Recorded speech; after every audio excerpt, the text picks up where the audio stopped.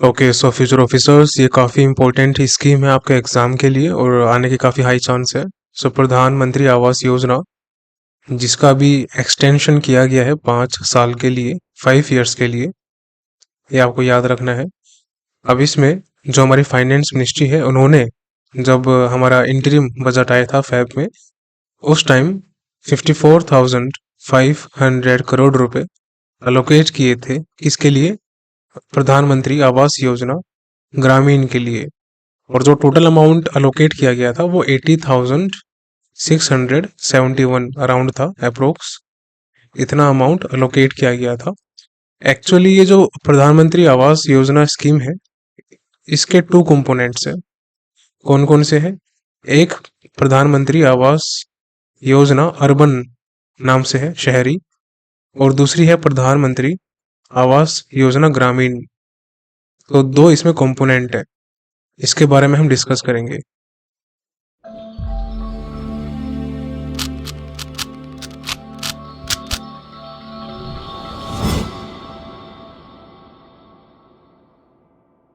Hello future officers, I hope you perfect there and doing deadly study. So आज हम finish करेंगे हमारा जून का नेशनल पार्ट सेकंड, और ये June first and second week का होगा कंबाइंड। हमने पार्ट फर्स्ट फिनिश किया था, आज हम पार्ट सेकंड फिनिश करेंगे। और किसी भी लेक्चर के नोट्स आपको नहीं बनाने, मैं आपसे हमेशा कहता हूँ इसमें टाइम खराब मत करना। राइट अप्रोच इसलिए इम्पोर्टेंट है कि आपको नोट्स की फॉर्म में पीडीएफ प्रोवाइड कर सके, जो कि नोट्स की फॉर्म में रहती है, तो उसका पूरा फायदा उठाओ। और जितने भी लेक्चर्स होते हैं उनकी पीपीटी का आप 1 से 2 बार रिवीजन कर लो, ताकि आपको अच्छे से याद हो जाए। उसके बाद आपको नोट्स पीडीएफ का प्रिंट आउट निकलवाना है, जो कि वीकली भी आता है, हर एक वीक फिनिश होने के बाद, या मंथली भी आता है। अभी जैसे हमारा June first and second week चल रहा है, तो जब ये फिनिश हो जाएगा 7, 8 या 9 लेक्चर्स के बाद, तो इसकी वीकली कंपाइल्ड पीडीएफ सेंड कर दी जाएगी टेलीग्राम चैनल एंड ग्रुप में, जो कि फर्स्ट एंड सेकंड वीक की होगी। सो टेलीग्राम चैनल और ग्रुप ज्वाइन कर लेना, वहां पर आपको सारी अपडेट्स और जो भी नोट्स पीडीएफ होगी सब मिल जाएगी। सो टेलीग्राम ग्रुप है @right_approach_banking, और टेलीग्राम चैनल है @right_approach_youtube। ये बीच में जो दिख रहा है डैश आपको नीचे, ये अंडरस्कोर होता है, इसको जरूर लगा लेना। अब हम शुरू करते हैं हमारा आज का lecture without any further delay. देखते हैं क्या क्या इंपॉर्टेंट न्यूज़ है हमारे आज के लेक्चर में। ओके, सो हमारी गवर्नमेंट ने हाउसिंग फाइनेंस, आपको पता होगा ये प्रधानमंत्री आवास योजना आपने सुना होगा और काफ़ी इम्पोर्टेंट है। प्लस एग्जामिनर का फेवरेट आप कह सकते हो पोर्शन है ये, एग्जाम में आने के काफ़ी अच्छे चांस है। I will give it 3 star, right. तो अभी मीटिंग में फाइनेंस मिनिस्ट्री ने, जब हमारा इंटरिम बजट आया था, उसमें 80,670 अप्रोक्स करोड़ रुपए सैंक्शन किए थे फॉर प्रधानमंत्री आवास योजना। उसी के रिगार्डिंग है ये न्यूज़ कि प्रधानमंत्री आवास योजना ग्रामीण, एक्चुअली प्रधानमंत्री आवास योजना में दो कंपोनेंट होते हैं।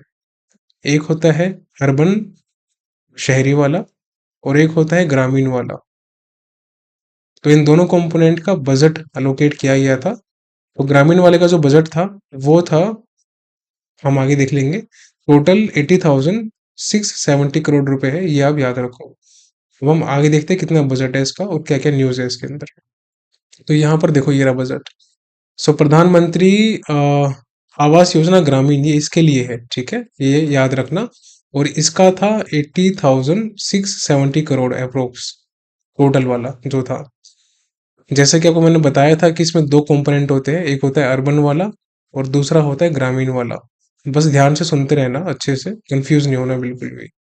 आपको हर एक चीज में आराम से समझा दूंगा बहुत प्यार से। तो यहाँ पर प्रधानमंत्री आवास योजना जो है, ये बेसिकली आप इमेज में देख रहे होंगे, ये ऐसे पक्के घर, इसको हम बोलते हैं पक्का घर। सो पक्का घर प्रोवाइड करती है ग्रामीण क्षेत्रों में भी और शहरी क्षेत्रों में भी, दोनों में। तो दोनों में काम चल रहा है इसके प्रति। और अभी इसको 5 साल के लिए एक्सटेंड किया गया है, वो हम आगे देखेंगे। सो फाइनेंस मिनिस्ट्री ने अलोकेट किए थे 54,500 करोड़, ये याद कर लेना, डेटा इंपॉर्टेंट है। फॉर प्रधानमंत्री आवास योजना ग्रामीण, ये भी याद करना, ग्रामीण के लिए है, ठीक है।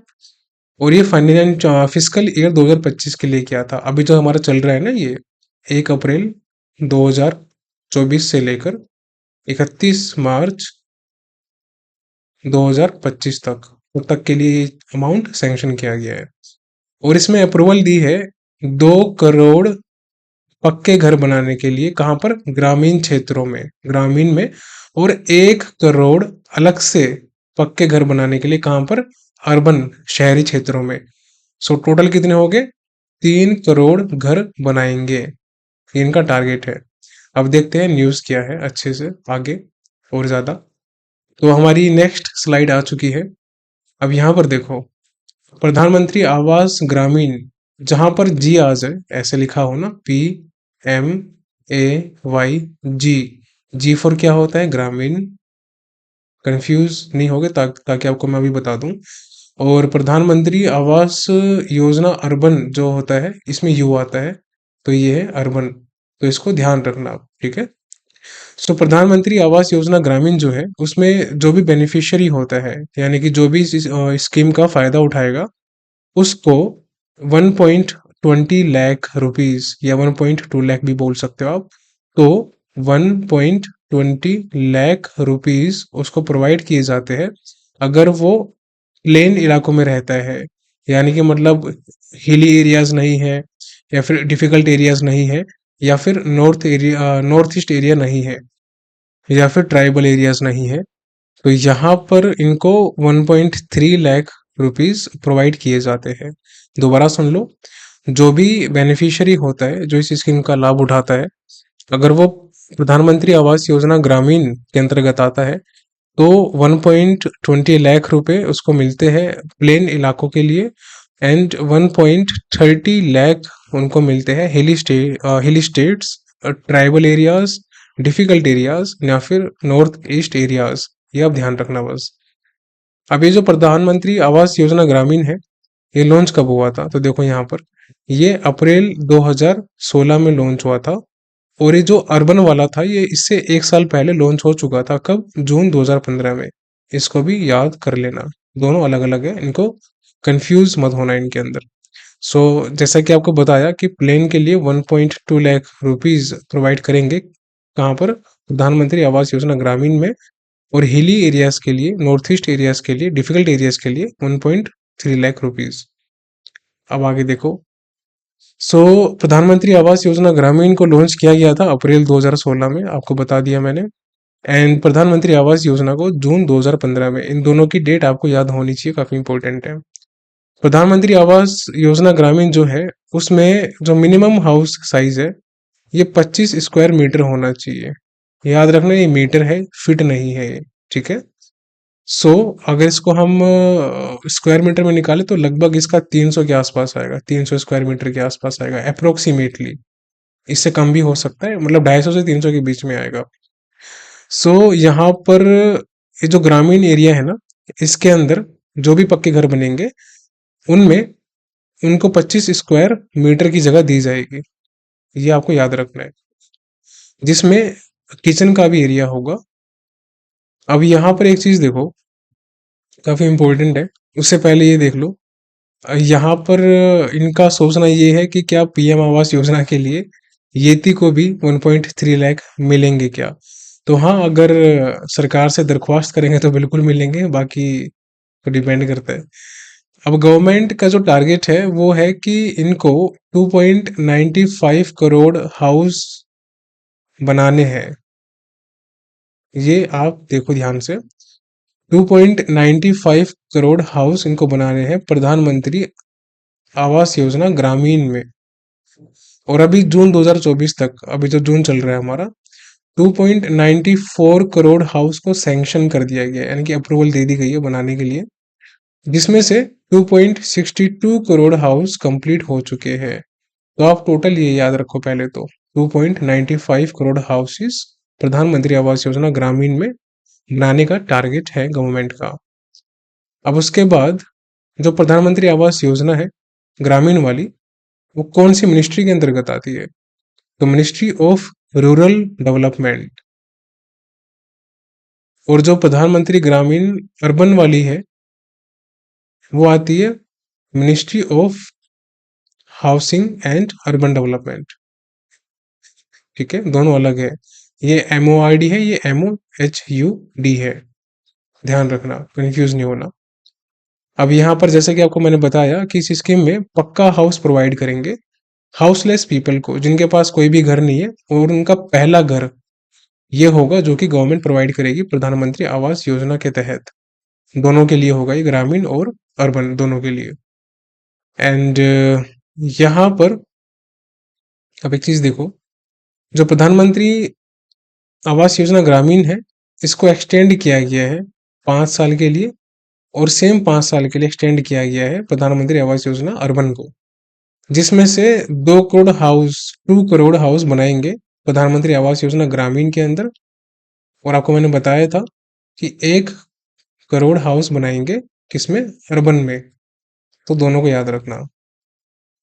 अब ये स्कीम है क्या? तो सबसे पहली बात, ये सेंट्रल सेक्टर स्कीम नहीं है, ये सेंट्रली स्पॉन्सर्ड स्कीम है। यानी कि सेंट्रल गवर्नमेंट जो है वो कुछ एक हिस्सा प्रोवाइड करती है किसी काम को कंप्लीट करने के लिए, कुछ भी परसेंटेज हो सकता है, तो उसको हम बोलते हैं सेंट्रली स्पॉन्सर्ड। लेकिन जब बात आ जाए कि पूरा खर्चा सरकार उठाएगी तो वो होती है सेंट्रल सेक्टर स्कीम। तो ये सेंट्रली स्पॉन्सर्ड स्कीम है, याद रखना। और इसका पूरा नाम है, जो कि इसका मतलब वी कैन से टैगलाइन है, हाउसिंग फॉर ऑल, हर किसी के लिए घर। ठीक है, और ये इसका हाउसिंग फॉर ऑल बाय 2022 ये इसका टारगेट था। और इसका जो टोटल बजट अलोकेट किया गया है, आपको मैंने बताया था अभी थोड़ी देर पहले, प्रधानमंत्री आवास योजना टोटल के लिए वो था 80,671 करोड़। इसको बोलना मत, काफी इंपॉर्टेंट है, एग्जाम में आ सकता है। 80,671 करोड़ रुपए टोटल था, जिसमें से 54,500, यानी कि अब अगर 80,000 में से 670 में से मान लो आप 54,500 माइनस करते हो तो कितना बचा आपको यहाँ पर? लगभग 26,000 या 26,500 रुपये आपके अर्बन के लिए है, और बाकी 54,500 रुपये आपके ग्रामीण के लिए है। समझ आया? तो 26,500 अप्रोक्सीमेटली आपके किसके हैं, ये अर्बन के लिए होंगे अप्रोक्सीमेटली। तो इन दोनों को याद कर लेना। अब यहाँ पर कुछ की फीचर्स है जो कि आपको मैंने बताए थे कि जो प्रधानमंत्री आवास योजना होगी ग्रामीण वाली, इसमें 25 स्क्वायर मीटर का जो घर होगा वो प्रोवाइड किया जाएगा। और यहाँ पर जो असिस्टेंस होगी वो 1.2 लाख होगी प्लेन एरियाज के लिए, और 1.3 लाख होगी हिली states, difficult areas, tribal areas और नॉर्थ ईस्ट एरिया के लिए। बाकी अलग से भी एक फाइनेंशियल असिस्टेंस दी जाती है इसके अंदर ग्रामीण वाले में, जो कि 12,000 रुपए की होती है। इसको आप लिख सकते हो। तो 12,000 रुपए की अलग से फाइनेंशियल असिस्टेंस दी जाती है, जो कि किसके लिए होती है, अंडर स्वच्छ भारत मिशन। यानी कि जो भी आपको वॉशरूम वगैरह बनाने हैं, टॉयलेट्स वगैरह, उनके लिए दी जाते हैं। और साथ ही साथ जो मनरेगा स्कीम है हमारी, इसके लिए भी 90 to 95 डेज का कुछ एम्प्लॉयमेंट प्रोवाइड किया जाता है, और इसके लिए भी अराउंड 18,000 रुपये दिए जाते हैं। तो खैर आप इसको अभी ज़्यादा फोकस मत करो, ये मैं करवा दूंगा मनरेगा वाला कंप्लीट, इसको छोड़ो अभी। बाकी तीनों ध्यान रखो बस आप, ये इंपॉर्टेंट है अभी। मनरेगा पे मैं अलग से डिटेल्ड लेक्चर लेके आऊंगा बाद में। ओके, अब आप यहाँ देखो, तो ये जो प्रधानमंत्री आवास योजना थी इसमें कौन से स्टेट टॉप पे है? तो बिहार एक स्टेट है जो कि टॉप पे है for the completion of and construction of houses. Houses को बनाने में, कंप्लीट करने में बिहार टॉप पे है इस स्कीम में। देन झारखंड सेकंड पे है, राजस्थान थर्ड पे है, उत्तर प्रदेश फोर्थ पे है, MP फिफ्थ पे है। सो बिहार ते सीधा जारा था में बिहार हो गया, जारा से झारखंड हो गया, एंड राजस्थान हो गया।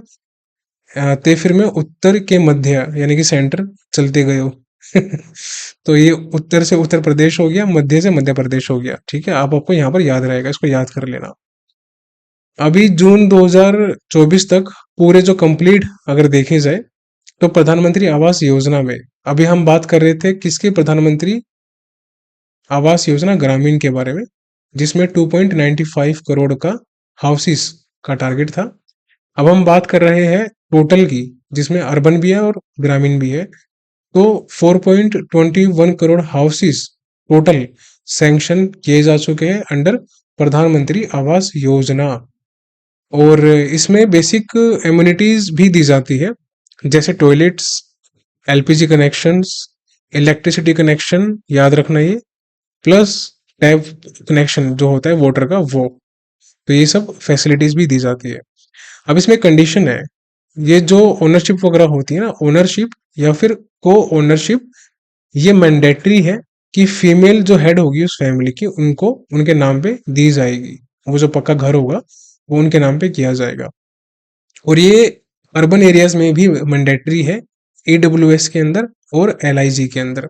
अब ये क्या है, ये हम आगे जाके बात करेंगे। बट अभी आप इतना समझो कि अगर प्रधानमंत्री आवास योजना का कोई लाभ उठाना चाहता है ग्रामीण में स्पेशली, तो उसकी ओनरशिप और को ओनरशिप फीमेल हेड के पास होगी। पंचायत अगर आपने वेब सीरीज देखी हो तो उसमें ये चीज गिवन है, वहां पर एक सीन में आती है। अगर आपने देखी होगी, नहीं देखी तो देखो, बहुत अच्छी है। सो यहाँ पर ये जो देखो, पक्का हाउस जो कि दिया जाएगा ईडब्ल्यूएस को, मैंने बताया था अभी, एंड एलआईजी को, प्लस स्लम ड्वेलर्स, इन सब के लिए जो भी पक्के घर दिए जाएंगे, उनकी ओनरशिप या फिर को ओनरशिप फीमेल हेड के पास रहेगी। अब आते हैं आगे। अब देखो, ये तो बात होगी थी कि सेंट्रली स्पॉन्सर्ड स्कीम है, इतना आपको समझ में आ गया होगा कि सेंटर कुछ एक हिस्सा देती है उस एक प्रोजेक्ट को पूरा करने के लिए। अब कितना कितना हिस्सा देगी, इस पर बात कर लेते हैं। तो आपको मैंने बताया था कि जो प्लेन एरियाज होंगे उनके लिए 1.20 लाख रुपीज है ग्रामीण में, और जो डिफिकल्ट और हिली स्टेट्स वगैरह होंगे, नॉर्थ ईस्ट होंगे, उनके लिए 1.30 लाख है पर बेनिफिशियरी। तो यहाँ पर जो सेंटर और स्टेट का जो कंट्रीब्यूशन है ना, एक्सपेंसेस का जो कि खर्च करेंगे पैसा, वो 60-40 रेशियो रहेगा। किसके लिए? प्लेन एरियाज के लिए। इसको याद कर लो, भूलना मत, स्टेटमेंट बेस्ड क्वेश्चन आ सकता है। तो याद रखना, 60 वाला किसके लिए है? सेंट्रल गवर्नमेंट के लिए है। 40 वाला स्टेट गवर्नमेंट के लिए है। यानी कि सेंटर बड़ा भाई है तो बड़ा पैसा खर्च करेगा ये। और ये तो बात थी प्लेन एरियाज की। अब हम बात करते हैं नॉर्थ ईस्ट एरियाज की या हिल एरियाज की, जो भी हम बात कर रहे थे। उनके लिए सेंटर देगा 90% और स्टेट देगा 10%। इसको भी याद कर लेना, जिसमें नॉर्थ ईस्ट होंगे, 2 आपके हिमालयन स्टेट्स हो गए, एंड जे.एंड.के हो गया। इनको सबको याद कर लेना अच्छे से। और सेंटर 100% फंड अलोकेट करेगा किसके लिए? यूनियन टेरिटरीज के लिए, इंक्लूडिंग लद्दाख। ये भी याद करना इंपॉर्टेंट है। यानी कि यूटीज के लिए, जिसमें लद्दाख भी आता है, उसमें सेंटर खुद से पैसा खर्च करेगा, स्टेट की हेल्प नहीं लेगा। अब यहाँ पर आप देखो, एक नोट है कि प्रधानमंत्री आवास योजना ग्रामीण focuses on people belonging to S seize S Ts दोनों को हेल्प दी जाएगी इसके अंदर। और जो भी लेबर्स होंगे जिनको कि छुड़वाया जाता है उनको भी, और नॉन SC ST कैटेगरीज भी हो सकती है, ईडब्ल्यूएस वगैरह, उनको भी। प्लस विडोज हो सकती है, एक्स सर्विस मैन हो सकते हैं, डिसेबल हो सकते हैं, एक्सेट्रा। खैर ये इतना इंपॉर्टेंट नहीं है। इंपॉर्टेंट ये है कि आपको थोड़ा बहुत मालूम होना चाहिए कि इसका लाभ कौन कौन उठा सकता है। अब ये जो प्रधानमंत्री आवास योजना थी, इसका ओरिजिनल नाम क्या था? तो वो था इंदिरा आवास योजना, जो कि 1985 में लॉन्च की गई थी। फिर 2016 में इस स्कीम को रिस्ट्रक्चर किया गया, नया नाम दिया गया, जो कि था प्रधानमंत्री आवास योजना। ये भी आपको याद रखना है, क्या है? प्रधानमंत्री आवास योजना। पहले क्या थी? इंदिरा आवास योजना। बस इंदिरा को हटा दिया और यहाँ पर PM लगा दिया, बाकी इसमें कुछ नहीं है। अब आते हैं अगली स्लाइड पे। अब अगस्त 2022 में ऑलरेडी जो हमारी गवर्नमेंट थी, उन्होंने प्रधानमंत्री आवास योजना अर्बन, अब हम बात कर रहे हैं अर्बन की, राइट, ये 31 दिसंबर 2024 तक एक्सटेंड कर दी गई थी। अभी हमारा चल रहा है जून 2024 का, यानी कि अभी दिसंबर 2024 तक ये चलेगा। और ये फोर्थ फेज है। 2022 यानी कि जो था, तब तक आपका थर्ड फेज था, ये फोर्थ फेज है। तो जब ये फिनिश हो जाएगा तो अगले 5 सालों के लिए जो एक्सटेंड किया जाएगा वो हमारा फिफ्थ फेज होगा। तो इसको भी थोड़ा ध्यान में रख लेना, इंपॉर्टेंट है। अब यहाँ पर जो प्रधानमंत्री आवास योजना अर्बन है, ये कौन सी मिनिस्ट्री के अंतर्गत आती है? तो ministry of housing and urban affairs के अंतर्गत आती है। अगर मैं आपसे पूछूं कि प्रधानमंत्री आवास योजना ग्रामीण कौन सी मिनिस्ट्री के अंतर्गत आती है, तो वो है ministry of RD, rural development. दोनों अलग मिनिस्ट्री है, कंफ्यूज नहीं होना। दोबारा सुन लो, अर्बन वाली जो है वो आती है ministry of housing affairs and housing and urban affairs, ठीक है। और जो ग्रामीण वाली है वो आती है ministry of rural development. Exam में पूछ लेगा तो सही करके आना। जो हमारी प्रधानमंत्री आवास योजना है अर्बन वाली, ये 4 वर्टिकल्स में, यानी कि 4 अलग अलग वेरिएंट्स में ये इम्प्लीमेंट की जाती है। कौन कौन से हैं? एक है BLC, यानी कि बेनिफिशियरी लेड कंस्ट्रक्शन। अभी आपसे एग्जाम में पूछ सकता है कि कौन सा वर्टिकल नहीं है जिसमें PMAY अर्बन इम्प्लीमेंट नहीं होता। तो आपको पता होना चाहिए कि एक तो इम्प्लीमेंट होता है बेनिफिशियरी लेड कंस्ट्रक्शन के अंदर, यानी कि अगर आपको अपने घर का कंस्ट्रक्शन बनवाना है तो आप इस स्कीम का फायदा उठा सकते हैं। अफोर्डेबल हाउसिंग पार्टनरशिप, ये भी आता है इसके अंदर, AHP। इन सेतु स्लम रीडेवलपमेंट, ये भी आता है। And credit linked subsidy scheme, इसमें बेसिकली सब्सिडी दी जाती है कुछ परसेंटेज की अमाउंट की, तो वो सब है। बस आपको इनके नाम याद रखनी है, ज्यादा इन डेप्थ नहीं जाना इसके अंदर, कुछ है नहीं वैसे भी इसमें इतना। तो बस यही है कि यहाँ पर 1.5 लाख तक का असिस्टेंस दिया जाता है EWS वगैरह को। ज्यादा इसमें कुछ है नहीं, और वो शायद पूछेगा अपने एग्जाम में आपसे। ये इतना इंपॉर्टेंट है भी नहीं, इंपॉर्टेंट आगे आएगा। बस ये 4 वर्टिकल्स याद कर लो, BLC, ISSR, AHP and CLSS, इन सबको आपको याद होना चाहिए। जो भी बेनिफिशियरी होगा, यानी कि जो भी इस स्कीम का फायदा उठाएगा, प्रधानमंत्री अर्बन आवास योजना ये वाली, इसमें जो जो हाउसिंग शॉर्टेज होगी वो किस किस कैटेगरी में पूरी की जाएगी, यानी कि किस किस को प्रधानमंत्री आवास योजना अर्बन का फायदा दिया जाएगा। तो इकोनॉमिकली वीकर सेक्शन जो होंगे, EWS, उनको फायदा मिलेगा इस स्कीम से। अर्बन अर्बन एरियाज में जो लोकल इनकम ग्रुप्स होंगे, LIG, उनको फायदा मिलेगा। और middle income group 1 and middle income group 2, तो ये टोटल 4 है, याद रखना, इसको भूलना मत बिल्कुल भी। तो इन चारों को फायदा मिलेगा प्रधानमंत्री आवास योजना अर्बन के लिए। अब यहाँ पर देखो, जो ड्वेलिंग यूनिट कारपेट एरिया होता है, यानी कि वो एरिया जो कि दीवारों के अंदर अंदर होता है, दीवारों को हटा के साइड में, यानी कि जो भी स्पेस आप अपने घर में यूज कर सकते हैं जिसमें जो हमारी वॉल्स होती है उसको काउंट नहीं किया जाता, उसका कितना एरिया होना चाहिए, कितना एरिया ऑथोराइज्ड है कि इतने एरिया तक अगर आप वो मकान लेते हैं, खरीदते हैं, तो फिर आपको इस स्कीम का फायदा दिया जाएगा, प्रधानमंत्री आवास योजना अर्बन का। तो वो कौन कौन से हैं, और ये स्क्वायर मीटर में है, और मैंने यहाँ पर स्क्वायर फीट भी लिखा हुआ है, दोनों में से कुछ भी एग्जाम में पूछ सकते हैं। तो जो EWS कैटेगरी है उनके लिए 60 स्क्वायर मीटर तक का जो कारपेट एरिया है वो अलाउड है। और ये पहले 30 था, बट अब ये 60 कर दिया गया है। और सेम 60 LIG का भी है। तो EWS और LIG का दोनों का 60 स्क्वायर मीटर है, ये याद रखना, राइट। अब अगर हम बात करें स्क्वायर मीटर में, तो 60 स्क्वायर मीटर जो है वो स्क्वायर फीट में होता है 645 स्क्वायर फुट, इसको भी याद रखना। जो मिडिल इनकम ग्रुप होंगे कैटेगरी 1 के, उनके लिए 160 स्क्वायर मीटर तक का एरिया अलाउड है।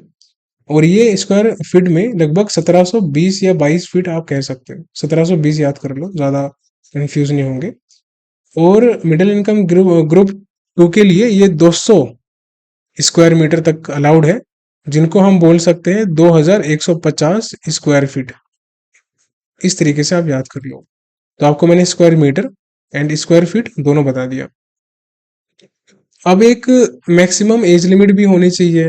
अब अगर किसी ने लोन लिया है तो कब तक उसको वो लोन चुकाना है, कौन सी एज तक, वो भी इंपॉर्टेंट है। तो जो मैक्सिमम एज रखी गई है वो 70 ईयर्स रखी गई है, 70 साल। At the end of the loan repayment period, यानी कि 70 ईयर्स की एज तक आपको अपना लोन पूरा रिपे करना है, ये आप याद रखना। ठीक। जो बेनिफिशियरी फैमिली होगी ईडब्ल्यूएस और एलआईजी के अंदर, उसमें किस किस को कंसिस्ट किया जाएगा, यानी कि किस किस को कंसिडर किया जाएगा। अब जैसे तो मान लो एक फैमिली में 10 लोग भी हो सकते हैं, तो क्या उनको इसका लाभ मिलेगा? नहीं मिलेगा। तो फिर किसको मिलेगा? तो यहाँ देखो, जो ईडब्ल्यूएस और एलआईजी फैमिलीज होगी, उनके अंदर एक घर में हस्बैंड होने चाहिए, वाइफ होने चाहिए और अनमैरिड चिल्ड्रन होने चाहिए, ये आपको याद रखना है। अब अगर मान लो हस्बैंड वाइफ भी है, 4 बच्चे हैं जिसमें से 2 कमा रहे हैं, कोई गवर्नमेंट जॉब में है, कोई टैक्स भर रहा है, तो उनको उसका फायदा नहीं मिलेगा। तो यहाँ पर ये आपको ध्यान रखना है। जो एम आई जी कैटेगरीज रहेगी, मिडिल इनकम ग्रुप, उनके लिए जो अडल्ट अर्निंग मेंबर होगा वो कोई भी हो सकता है, उसका मैरिटल स्टेटस काउंट नहीं किया जाएगा, वो इसका फायदा उठा सकता है, चाहे वो मैरिड हो या ना हो, मैटर नहीं करता। अब यहाँ पर ये इंडेक्स देखो एक बार, काफी इंपॉर्टेंट है। पहले तो हम बात करते हैं टाइप की, कि कौन कौन से टाइप की कैटेगरीज है, फिर लोन का पर्पस क्या होना चाहिए, इनकम कितनी होनी चाहिए एक घर के अंदर मैक्सिमम, सब्सिडी इंटरेस्ट कितना दिया जाएगा गवर्नमेंट की तरफ से, कितना मैक्सिमम लोन का टाइम पीरियड होना चाहिए या हो सकता है, इससे ज़्यादा नहीं हो सकता, और मैक्सिमम इंटरेस्ट सब्सिडी अमाउंट जो कि गवर्नमेंट अपनी तरफ से सब्सिडी देगी वो कितना होगा, और क्या वुमेन की ओनरशिप मैंडेटरी है या नहीं, वो देख लेते हैं। सबसे पहले हम बात करते हैं ईडब्ल्यूएस की, इकोनॉमिकली वीकर सेक्शन। इसमें कंस्ट्रक्शन अगर हाउस को उनको करना हो तो अलाउड है, अगर कोई भी मकान खरीदना हो तो अलाउड है, अगर मकान का एक्सटेंशन करना हो, उसको बढ़ाना हो एरिया को, तो भी अलाउड है, लेकिन इसकी इनकम 3 लाख से ऊपर नहीं होनी चाहिए ईडब्ल्यूएस की। तो ये पहला क्राइटेरिया मैच कर लेता है। सेकंड में इसको जो सब्सिडी दी जाएगी वो 6.50% की दी जाएगी। मान लो कि किसी भी ईडब्ल्यूएस ने बैंक से लोन लिया, हाउसिंग लोन, जो कि 10% इंटरेस्ट रेट पे था, तो उसको 6.5% की सब्सिडी दी जाएगी, और ये एक लिमिट तक रहेगी। यानी कि जैसे मान लो कि आपने 6 लाख रुपए का लोन निकलवाया, अब इस 6 लाख रुपए के लोन में आपका जो इंटरेस्ट है जो बैंक चार्ज कर रहा है वो 10% है। अब इस 10% में गवर्नमेंट 6.5% रिड्यूस कर देगी एज अ सब्सिडी, और ये जो आपका 6.5% होगा, इसके बाद जो बचेगा, जो कि होगा आपका 3.5%, इतना आपको बैंक को अमाउंट पे करना पड़ेगा एज अ इंटरेस्ट रेट। समझ आया? जो मैक्सिमम टेन्योर होगा लोन का, जो कि आपको बैंक को लोन चुकाना है, वो कि 20 साल होगा, और ये सब में सेम है, 20 साल। राइट। उसके बाद जो मैक्सिमम इंटरेस्ट सब्सिडी दी जाएगी, ये जो आपका सब्सिडी इंटरेस्ट था ये वाला, इसमें जो मैक्सिमम इंटरेस्ट सब्सिडी अमाउंट में दी जाएगी वो कितनी कितनी होगी, इससे ज़्यादा नहीं हो सकती। सो 2.67 लाख यहाँ पर एडब्ल्यूएस को दी जाएगी सब्सिडी, और सेम 2.67 लाख सब्सिडी दी जाएगी एलआईजी ग्रुप को, एंड 2.35 लाख है M I G category 1, and 2.30 lakh है एम आई जी कैटेगरी 2।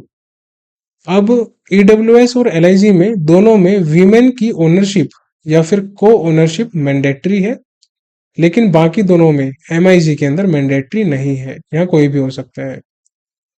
अब एलआईजी जो कैटेगरी है ये भी अपने हाउस को कंस्ट्रक्ट, परचेज या फिर एक्सटेंड कर सकते हैं, सेम ईडब्ल्यूएस भी और एलआईजी भी, लेकिन जो middle income group category 1 and 2 है वो एक्सटेंशन नहीं कर सकते, बस ये याद रखना, बाकी सब सेम है।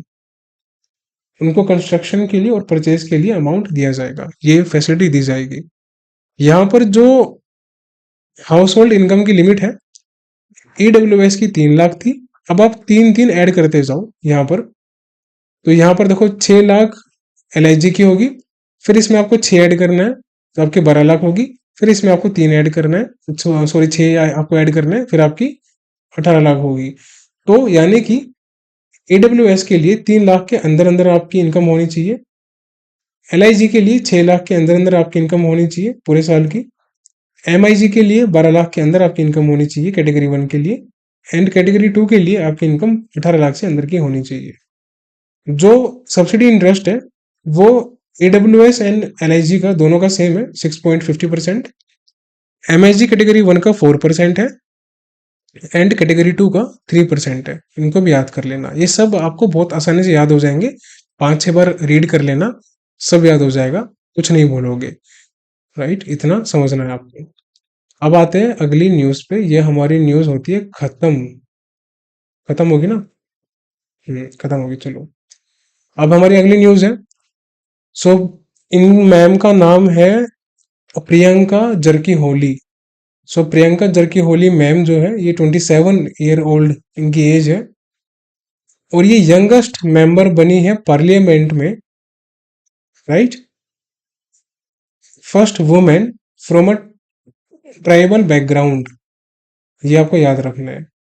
So Priyanka Jarkiholi ma'am is 27 year old, age याद रख लो, youngest member to enter parliament and first woman from a tribal background, और ये कर्नाटका से इन्होंने फाइट की थी, और कर्नाटका की पार्लियामेंट में she will take place.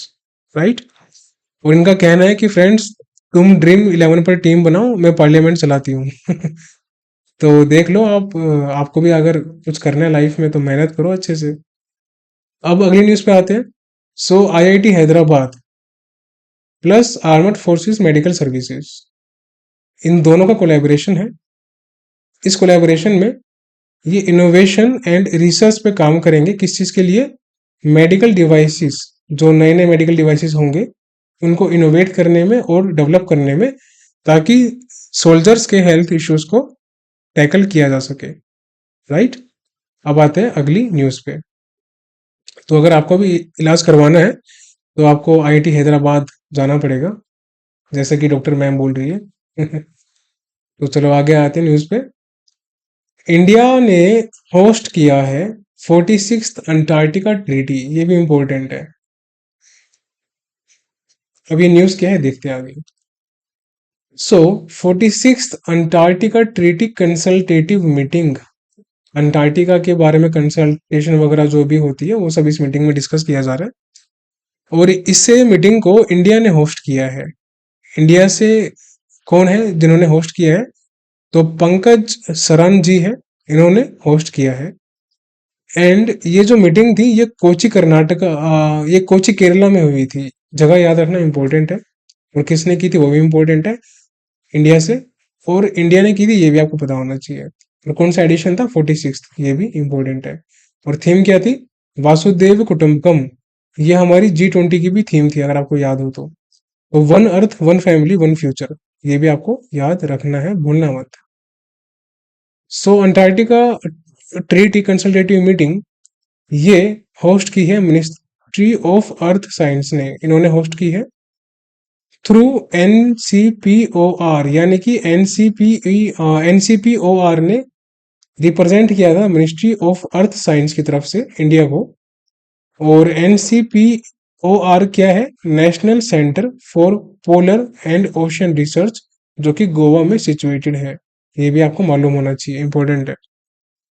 And total 400 delegates आए थे जिनको कि बुलाया गया था इस मीटिंग में, जो कि अलग अलग 56 कंट्रियों के थे। पंकज सरन जी जो है उनको इलेक्ट किया गया था as the chair of 46th Antarctica treaty consultative meeting. ये हमारी न्यूज़ खत्म नहीं हुई है अभी, एक स्लाइड उसमें और है। So along with Antarctica treaty consultative meeting 46, India ने होस्ट किया था साथ ही साथ CEP 26 को। अब ये क्या है? कमिटी ऑन एनवायरमेंटल प्रोटेक्शन, दोनों आपको याद होना चाहिए, भूलना मत। सो CEP 26 याद रखना, and 46th addition of ATCM, ये दोनों को इंडिया ने होस्ट किया था। ये जो CEP 26 है, कमिटी ऑन एनवायरमेंटल प्रोटेक्शन, ये फोकस करेगी या फोकस करती है to implement environmental protocol in Antarctica. Antarctica में कैसे कैसे एनवायरमेंटल प्रोटोकॉल होने चाहिए उस पर ये फोकस करती है। टोटल जो मेंबर्स है इस अंटार्कटिका ट्रीटी में वो इंपॉर्टेंट है, आपको पता होना चाहिए। तो 57 स्टेट्स इसके मेंबर है, जिसमें से 12 ओरिजिनल सिग्नेटरीज है जिन्होंने ये इस्टेब्लिश किया था जब ये बना था तब, यानी कि वॉशिंगटन डीसी में दिसंबर 1959 में ये बना था अंटार्कटिका ट्रीटी, इसको साइन किया गया था और साइन किया गया था 12 कंट्रीज के द्वारा, राइट। और ये कब से लागू हुआ था, कब से शुरू हुआ था, तो 1961 से ये शुरू हुआ था अंटार्कटिका ट्रीटी। इंडिया इसका सिग्नेटरी कंट्री नहीं है, ये आपको याद रखना है, एग्जाम में पूछ सकता है क्या India is a signatory country of Antarctica treaty, क्योंकि इंडिया ने होस्ट किया है। तो नहीं, ऐसा नहीं है, इंडिया सिग्नेटरीज कंट्री नहीं है, बट ये कंसल्टेटिव पार्टीज के अंदर है, जो कि 45 स्टेट्स के अंदर आता है। तो 45 स्टेट्स अलग हो गए, मतलब कंट्रियाँ, और 12 सिग्नेटरी अलग हो गए, तो टोटल आपके 57 स्टेट्स या पार्टिसिपेंट्स या कंट्रीज वी कैन से, तो उसको याद रखना। अब ये जो मीटिंग हुई थी इसमें एक माई स्टैम्प को फीचर किया गया था, पेश किया गया था, जो कि लोगो था अंटार्कटिका ट्रीटी कंसल्टेटिव मीटिंग 46 का, जिसको इंडिया पोस्ट ने रिलीज किया था। इसके साथ कोलैबोरेशन में इसको बनाया गया था माई स्टैम्प को। तो पूछ सकता है आपसे एग्जाम में कि इंडिया की तरफ से माई स्टैम्प जो लोगो था ATCM 46 का, वो किसके कोलैबोरेशन से बना था, तो इंडिया पोस्ट याद रखना। और साथ ही साथ में एक म्यूरल, यानी कि एक लार्ज पिक्चर होती है जो कि आपने देखा होगा कि दीवारों पे पेंट होती है ना, उसको हम कहते हैं म्यूरल, MURAL। ये भी पेश किया गया था इस मीटिंग में, जिसकी थीम थी स्पीसीज रिच अंटार्कटिका, जो कि स्कूल बुक के बच्चों ने डिजाइन किया गया था। तो स्टेटमेंट बेस्ड क्वेश्चन में ये भी आ सकता है, पूछ सकता है आपसे। अब ये जो अंटार्कटिका ट्रीटी है, इन्होंने 17 revised and new management plans adopt किए हैं and Antarctica special protected areas के लिए, कि कैसे हम अंटार्कटिका को प्रोटेक्ट कर सकते हैं, उसके एनवायरनमेंट का ध्यान रख सकते हैं। तो 17 प्लान्स है उसके लिए, 17 प्लान्स याद रखना। इंडिया प्लान कर रहा है मैत्री सेकंड सेटअप करने के लिए, जो कि एक अंटार्कटिक रिसर्च स्टेशन होगा, यानी कि इंडिया का खुद का रिसर्च स्टेशन होगा अंटार्कटिका में, जिसका नाम होगा मैत्री सेकंड। क्या होगा? मैत्री सेकंड। अब आते हैं अगली स्लाइड पे। सो अंटार्कटिका ट्रीटी कंसल्टेटिव मीटिंग जो है, इनके एग्जीक्यूटिव सेक्रेटरी कौन है, ये आपको पता होना चाहिए, एल्बर्ट ल्यूब्रस। सो एल्बर्ट ल्यूब्रस इनके एग्जीक्यूटिव सेक्रेटरी है, और इनका ऑफिस कहाँ पर है? ब्यूनोस एरेस, जो कि अर्जेंटीना के अंदर है। ये भी ध्यान रखना, अर्जेंटीना में है। अब अगर आप भी ऐसे फोटो खिंचवाना चाहते हो तो आप खिंचवा सकते हैं। ओके, तो मिटी यानी कि ministry of information, ministry of electronics information and technology, इन्होंने एक इंडिया का बनाया हुआ indigenous air quality monitoring system plus air Prabha application दोनों को लॉन्च किया है। देख लेते हैं न्यूज किया है। तो मिटी ने, यानी कि ministry of electronics and information technology, इन्होंने इनोग्रेट किया है एयर क्वालिटी AIMS। ये क्या है? Air quality monitoring system. सो एयर क्वालिटी मॉनिटरिंग सिस्टम इन्होंने लॉन्च किया है मिटी ने, और ये लॉन्च किया है वर्ल्ड एनवायरनमेंट डे पे, जो कि 5 जून को था। तो डेट भी याद कर लेना है इसका। और साथ ही साथ एयर प्रभा मोबाइल ऐप भी लॉन्च किया है, जो कि एक real time air quality index monitor करता है कि कैसा, कितना, किस स्टेट का, जगह का एयर एयर क्वालिटी है, वो ट्रैक करता है। अब यहाँ पर देखो, ये एग्जाम में पूछ सकता है, लास्ट ईयर भी आया था एग्जाम में, ये पता नहीं RRB PO में आया था कि SBI PO में आया था, मुझे एग्जैक्टली याद नहीं है, या फिर हो सकता है IBPS PO में आया हो मेंस में, बट आया था क्वेश्चन ऐसा। तो क्या क्या मतलब वैल्यूज होती है, क्या कलर्स होते हैं, लेवल्स होते हैं एयर क्वालिटी इंडेक्स के, तो याद रखना। हम शुरू करते हैं सबसे हैजार्डस से। अगर किसी भी स्टेट में मैरून एयर क्वालिटी इंडेक्स में शो हो, इसका मतलब उसकी जो एयर है वो काफी घातक है, हैजार्डस है, और उसकी वैल्यू कितनी होगी? 301 से या इससे ऊपर। सो 301 या इससे ऊपर की अगर वैल्यू है तो वो मैरून कलर है, एंड इट इज हैजार्डस, काफी खतरनाक होती है। अब हम बात करते हैं सबसे बेहतरीन एयर का इंडेक्स क्या है, इसकी वैल्यू क्या है। तो ग्रीन यानी कि गुड होती है 0 to 50, ये याद रखना। येलो 51 से 100, ऑरेंज 101 से 150, आपको ये भी याद रखना है। तो ये आपका हो गया गुड, यहाँ पर मॉडरेट, यहाँ पर ऑरेंज से आपका अनहेल्दी हो गया। अनहेल्दी सबके लिए नहीं होता, कुछ लोगों के लिए होता है जो कि थोड़े से सेंसिटिव होते हैं, उनका मेटाबॉलिज्म उनके लिए होता है। रेड मतलब सबके लिए अनहेल्दी है एकदम, 151 से 200 इसकी वैल्यू होती है। और पर्पल मतलब होता है वेरी अनहेल्दी, बहुत ज्यादा बेकार है हेल्थ के लिए, जिसकी वैल्यू 201 से 300 होती है। सो 0 से 50 50, देन 51 से 100 ये भी 50 का गैप में है, देन 101 से 150 ये भी 50 का गैप में है, देन 150 151 से 200 ये भी गैप में 50 के, एंड 201 से 300 ये गैप में 100 के। इन सबको अच्छे से याद कर लेना, काफी इंपॉर्टेंट है, एग्जाम में पूछ सकता है, ऐसे क्वेश्चन छोड़ना मत। अब यहाँ पर अगली न्यूज पे आते हैं। So centre for development of advanced computing, CDAC, जो कि कोलकाता में सिचुएटेड है, प्लस टैक्समीन क्या है, technology innovation in exploration and mining, plus ISM यानी कि Indian School of Mines, plus JM Envirolab Limited. इन चारों का जो कोलैबोरेशन है, ये सॉरी अगली न्यूज नहीं है, ये सेम न्यूज है। तो इन चारों के कोलैबोरेशन से हमारा air quality index monitoring system ये बनाया गया है, एंड जो कि एयर क्वालिटी को ट्रैक करेगा। और ये नेशनल प्रोग्राम ऑन इलेक्ट्रॉनिक्स के अंतर्गत बनाया गया है। और साथ में एग्री ENLCS यानी कि एग्रीकल्चर एंड एनवायरनमेंट, ये आपको याद रखना है। ओके, सो इन चारों की हेल्प से ये हमारा एयर क्वालिटी मॉनिटरिंग सिस्टम और वीकेंड से प्रवा ऐप बनाया गया है।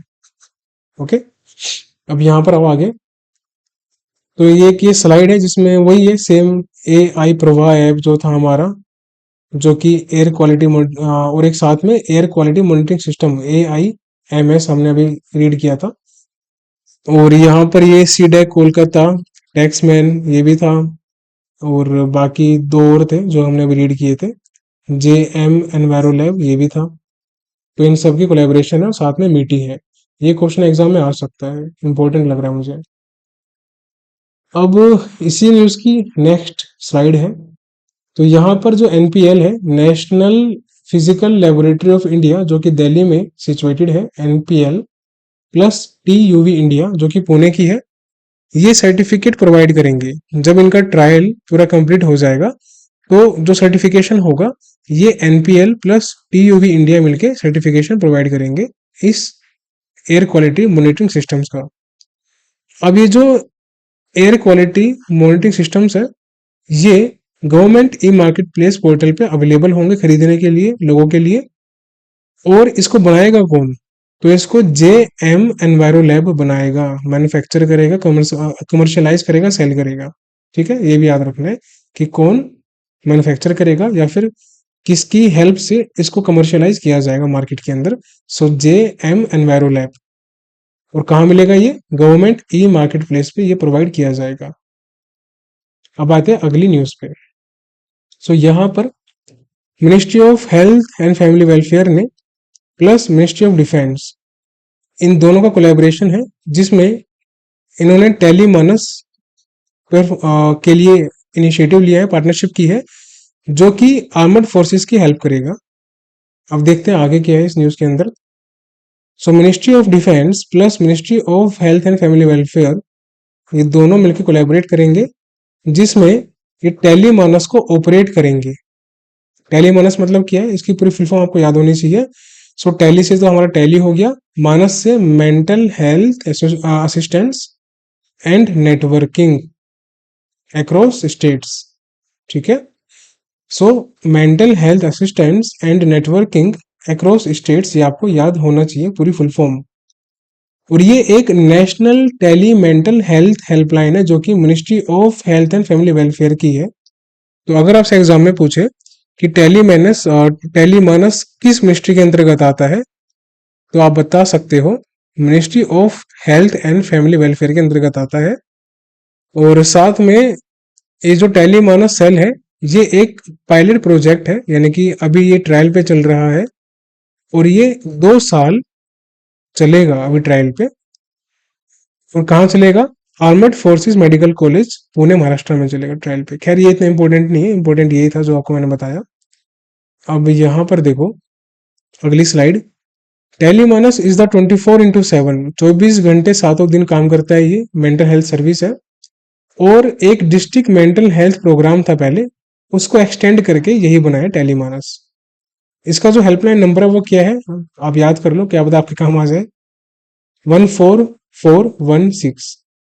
ठीक है, कभी आपका दोस्त किसी कंडीशन में हो जिसको मेंटल हेल्थ सर्विस की आवश्यकता हो तो उस पर कॉल कर लेना, शायद आपकी हेल्प हो जाए। अभी एट प्रेजेंट 51 ऑपरेशनल जो एक्टिव है टेलीमानस सेल है 36 स्टेट्स एंड यूटीज के अंदर हमारे इंडिया में।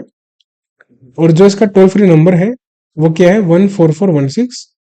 और 20 लैंग्वेज में अवेलेबल है टेलीमानस। कितने लैंग्वेज में? 20 लैंग्वेजेस में अवेलेबल है। Ministry of health and family welfare के नए हमारे मंत्री बने हैं, कौन है? जेपी नड्डा जी है, जिनके पास केमिकल्स एंड फर्टिलाइजर्स मिनिस्ट्री भी है, इसको भी याद कर लो। अब आते हैं लास्ट स्लाइड पे। अब ये हमारी लास्ट न्यूज है।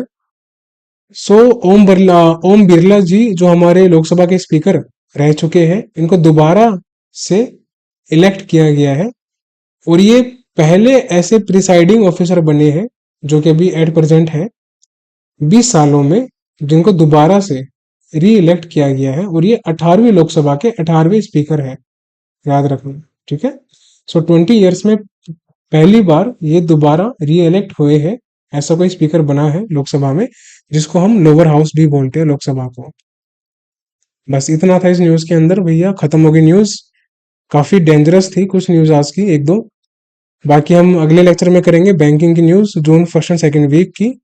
और बहुत इंपॉर्टेंट न्यूज थी प्रधानमंत्री आवास योजना की, जिसमें 2 कंपोनेंट्स थे, एक अर्बन था एक ग्रामीण था। आपको मैंने हर एक चीज के बारे में डिटेल में समझा दिया जितना की जरूरी था। जितना आपके लिए इंपॉर्टेंट नहीं है मैंने वो बाहर निकाल दिया, कोई फायदा नहीं उस चीज का। तो एग्जाम में इन्हीं में से क्वेश्चन आएगा, इन सभी को अच्छे से रीड कर लेना और नोट्स पीडीएफ को रिवाइज कर लेना और इस पीपीटी का 1 से 2 बार रिवीजन करना, उसके बाद नोट्स पीडीएफ पे जाना। ठीक है, सो आई होप आपको लेक्चर अच्छा लगा होगा। लाइक कर देना, सब्सक्राइब तो आपने कर ही रखा होगा, बाकी अपने फ्रेंड्स को भी शेयर कर देना ताकि वो आपको दुआई दे।